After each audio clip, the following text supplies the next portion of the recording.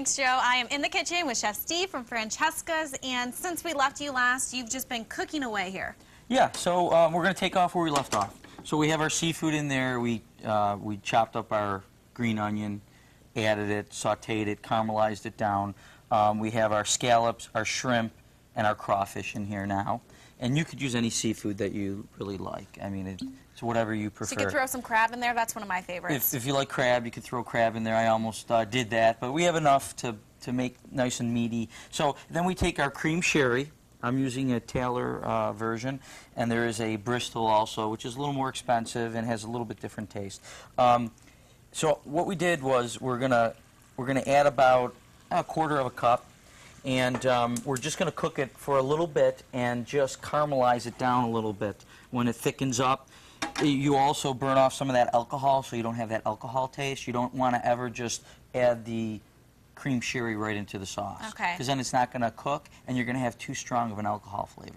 Well, I can say one thing. You know, we've cooked a couple times together now. You had wine last time, sherry this time, and you have I like cooking with alcohol. And you have Tuesday Schmooze Day at the restaurant today. Yeah, today we have Tuesday Schmooze Day. It starts at 4, goes to 9.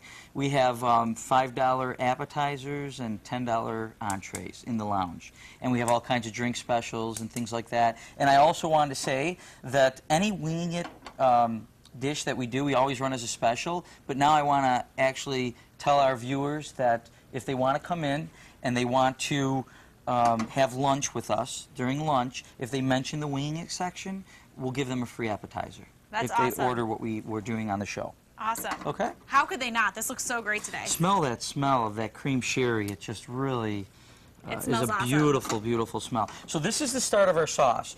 What I did was I separated half of our seafood off into a separate pan. I'm letting it cool a little bit. And then what I'm going to do is I'm going to add my ricotta.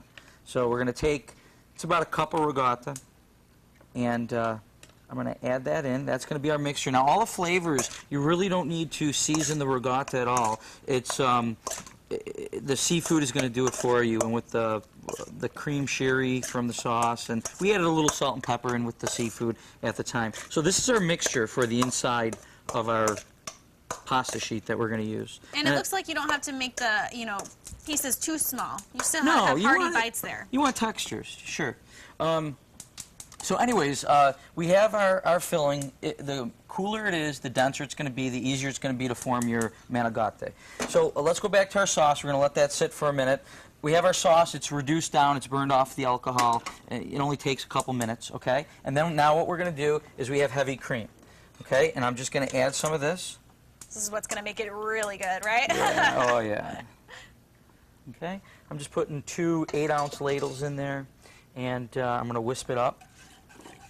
Okay? And there you go. You have your sauce right here. And so are you going to let that reduce down a little bit, or how does that work? We're just going to simmer it, keep it warm, keep it to the temperature we like. That's going to go over the top. And then, so we have our sauce. Now we have our pasta sheet. Now, if you are a chef at home and you have a pasta maker, or you could make your own pasta sheets, they have hand crank versions, and they have the KitchenAid mixer with the attachment. You know, it's better if you use a fresh homemade pasta sheet. Okay. You want it a little thicker. You don't want it too thin because it will break apart. You're going to take your filling, and you're going to go to one side. You're not going to go down the middle, depending if you're left-handed or right-handed. Okay, we're going to put that filling in the middle like this, and then we're going to roll it.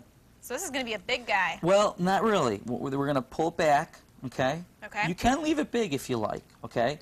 And then we're going to roll it like this, okay? And now, just cut it in half. You can cut it at an angle if you want it to look cute. And we got the 30-second cue here. Okay. And so what we're going to do is we're going to bake it in the oven for like 5 minutes. So real quick. In our sauce.